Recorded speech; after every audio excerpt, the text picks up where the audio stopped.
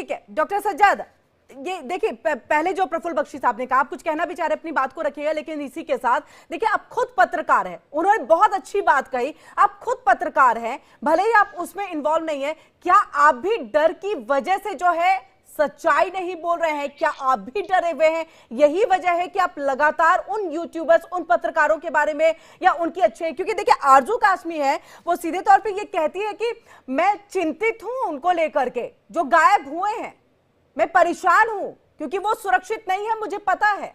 क्या ये आप में भावनाएं नहीं आ रही हैं? आपको नहीं लग रहा है क्योंकि आप लोग एक ही डिपार्टमेंट, एक बिरादरी से? जी बोलिए डॉक्टर सज्जाद।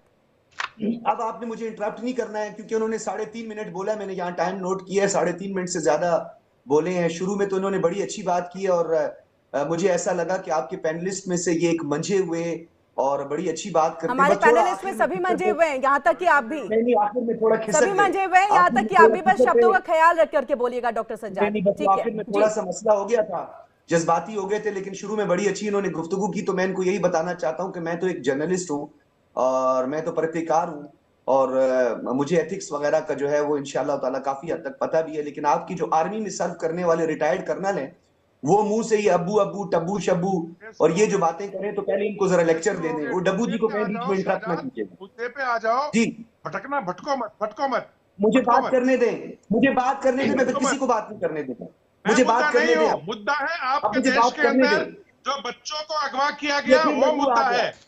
आप मुद्दे पे आओ, मुद्दे पे आओ, मुद्दे पे आओ। बात कर रहा हूँ, बात सुनो, मुद्दे पे आओ, बात सुनो, मुद्दे पे बात करो, बात सुनो, मुद्दे पे बात बेटा करो, बात सुनो, अब बात सुनो। नहीं, अब्बू को वैसे नहीं बोलते हैं, फिर पागल हो गया, फिर इंजेक्शन लगाना पड़ेगा, फिर इंजेक्शन खाओगे, आपको रेबीज का इंजेक्शन लगना है अभी, सुनो हो गया आपके ऊपर यार।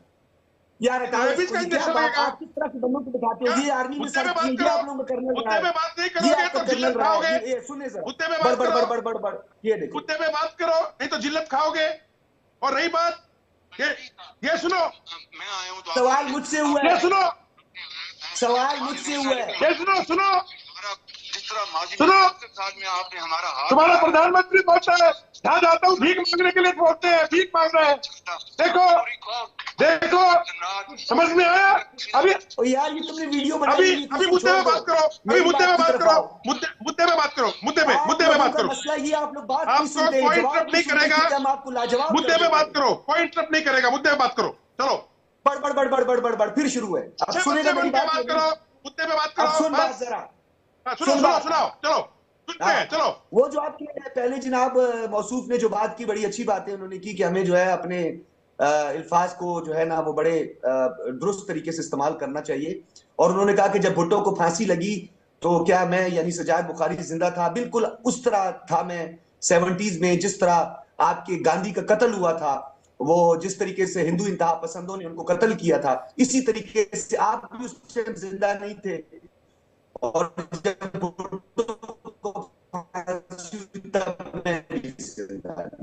ये पहला जवाब तो मैं आपको ये दे दूं।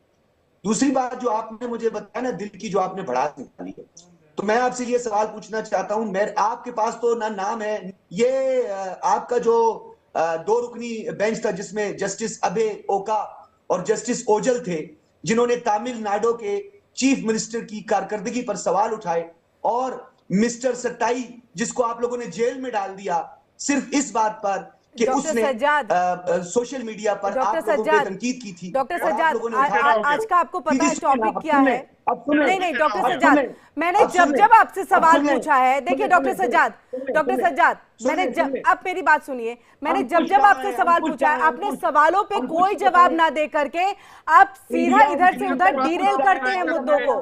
मत डीरेल करिए, जवाब दीजिए कि सिवाज सर भी काफी देर से इंतजार कर रहे हैं और मैं अमजद जी के पास भी जाऊंगी जल्दी से। सर आपको क्या टेंशन लगी हुई है? हमारे कोई यूट्यूबर गायब नहीं हुआ है, कोई एक यूट्यूबर भी हमारा गायब नहीं हुआ है। मनगढ़ंत कहानियां ना सुनाएं, मनगढ़ंत कहानियां। दुनिया में 7वां देश है आपका जो जर्नलिस्ट के लिए गैर महफूज है, ये खुद आपका हिंदुस्तान टाइम कह रहा है। उठाएं, खबर निकालें, 2024 दिसंबर की खबर निकालें। 7वां खतरनाक देश है, 40 सहाफी मार चुके हो अब तक, आप लोग कत्ल कर चुके हो। सर तो हमसे बात करते हो आप। सर तो सना शोएब कहाँ है?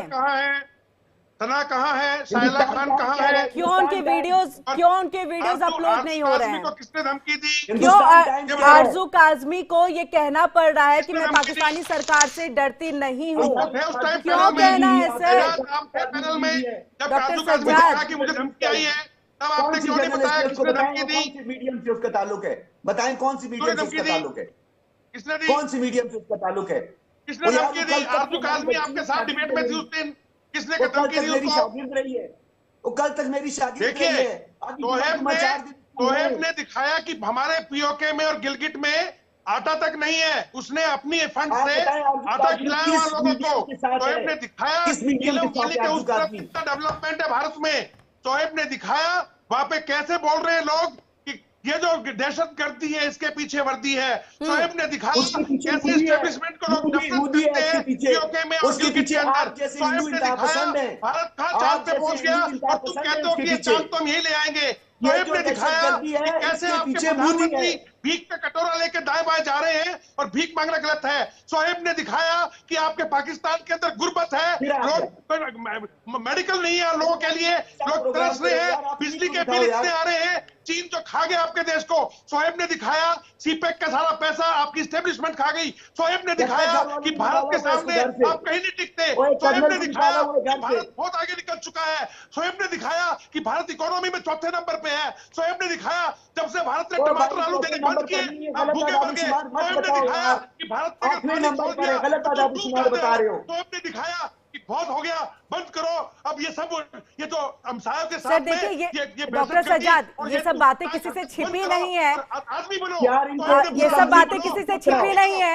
अगर आप इस बात को मानेंगे नहीं तो वो बात जो है वो झूठ नहीं हो जाएगी, सच्चाई वो सच्चाई ही रहेगी। ठीक है, मेजर जनरल ए के शिवाजी के पास जाएंगे। जी डॉक्टर सज्जाद, ऐसे करके बातें करता है, इसको एथिक्स ही नहीं है, इसको लगता है। डॉक्टर सज्जाद देखिए, बातें किसी से छिपी नहीं है कि यूट्यूबर्स कहाँ हैं, कैसे हैं और किस हालात में हैं। कितना उन्होंने मोदी जी की तारीफ की है, कितना उन्होंने भारत की तारीफ की है। आपके ना कह देने से चीजें, सच्चाई जो है वो छुपेंगी नहीं। मेजर जनरल ए के शिवाजी आपके पास हम आएंगे। देखिए, कोई भी सवाल डॉक्टर सज्जाद से अगर हम पूछ रहे हैं पाकिस्तान के परिप्रेक्ष्य में, तो वो ना कहते हुए वो भारत की तरफ सीधा सवाल जो है वो खड़े कर दे रहे हैं। आपसे ये जानना चाहेंगे हम कि अभी की जो पाकिस्तान की स्थिति है, जो पत्रकारों की स्थिति है, क्योंकि देखिए मुझे इसको लेकर के एक गुस्सा आ रहा है इस बात के लिए, क्योंकि मैं खुद उस बिरादरी से, मैं खुद पत्रकार हूं। अगर मेरी अभिव्यक्ति पर, आजादी पर अगर अंकुश सरकार लगाएगी तो मैं नाराज होंगी। और वही चीज देखिए पाकिस्तान में है। अगर पाकिस्तान में पत्रकारों पर इस तरह के अत्याचार होंगे तो क्या वहां पर अब सिर्फ एक तरह से हिटलर वाला राज जो है वो चलेगा? वैसे चलता तो अब तक यही आया था, लेकिन यही थे जो सच्चाई बता रहे थे। और खास तौर से एक वीडियो जो यहां पर डिलीट किया गया, जो बहुत ज्यादा सर्कुलेट भी हो रहा है कि मोदी साडा शेर है, उसे डिलीट कर दिया गया। अर्थ क्या निकल रहा है, मायने क्या निकल रहे हैं? हाँ बिल्कुल, देखो किरण, ये सच्चाई है कि पाकिस्तान के अंदर हम भी बड़े हैरान थे जिस प्रकार से ये यूट्यूबर बड़े फ्रीली एक कंस्ट्रक्टिव क्रिटिसिज्म कर पाते थे गवर्नमेंट की, और वो बता रहे थे कि भाई किस प्रकार से पाकिस्तान पीछे रह गया भारत से, भारत आगे निकल गया और पाकिस्तान की इकोनॉमी भी डगमगा गई है, टेररिज्म भी बढ़ा है। और उन्होंने ये साफ सुथरे शब्द में बताया, इसकी वजह कोई और नहीं, पाकिस्तान अपने आप है। देखो, पाकिस्तान की सबसे बड़ी प्रॉब्लम क्या है किरण, कि जब भारत और पाकिस्तान आजाद हुए थे तो 50 और अर्ली पार्ट ऑफ 60 तक पाकिस्तान की इकोनॉमी काफी अच्छा कर रही थी, क्योंकि उनकी टेक्सटाइल इंडस्ट्री ठीक थी, उनके एग्रेरियन जो है 5 नदियां हैं तो अच्छा था। मगर जब से पाकिस्तान की फौज ने कमांड संभाल ली, वहां कू पे कू होने लगे, अयूब खान से स्टार्ट होते हुए, और उसके बाद टेररिज्म की तरफ पाकिस्तान झुका, तब पाकिस्तान का भट्ठा गोल हो गया। पाकिस्तान में आज हो क्या रहा है, पाकिस्तान की फौज जो चाहती है वो ही होता है, क्योंकि पाकिस्तान की जो डेमोक्रेसी है वो एक प्रकार की शैम डेमोक्रेसी है। पहले 75 साल में से ज्यादातर टाइम में पाकिस्तान की फौज ने डायरेक्ट रूल किया, जिस टाइम डायरेक्ट रूल नहीं किया तो पीछे से enjoy all authority without responsibility. तो सच्चाई है, अगर पाकिस्तान की फौज को देखें आप, कि भारत से 1/7 हिस्सा है पाकिस्तान का और 1/8 उसकी पॉपुलेशन है, और उसकी जो इकोनॉमी हमारे से 1/43 है, मगर उसके पास 80% फौज है भारत के मुकाबले। भाई इतना छोटा देश इतनी बड़ी फौज क्यों कर रहा है? एक डर पैदा किया वो अवाम को, अगर पाकिस्तान की फौज नहीं बड़ी हुई तो एक इमेजिनरी थ्रेट बना रखी है कि भारत आके हमला कर देगा। अब क्या करता पाकिस्तान की फौज, जो लड़ाई करने की बजाय इकोनॉमी और पॉलिटिक्स में इन्वॉल्व है। आज जो है इनका जो फौजी फाउंडेशन है वो कम से कम $70 बिलियन का पैरेलल इकोनॉमी चलाता है, कोलगेट से लेके सीमेंट, रियल एस्टेट से लेके बैंक, और ना टैक्स के दायरे में आता है। तो सच्चाई है कि आपकी इकोनॉमी का भट्ठा गोल हो गया। ये IMF, वर्ल्ड बैंक और एशियन डेवलपमेंट बैंक कहते हैं आपको जब तक नया लोन नहीं मिलेगा, जब तक आप फौजी फाउंडेशन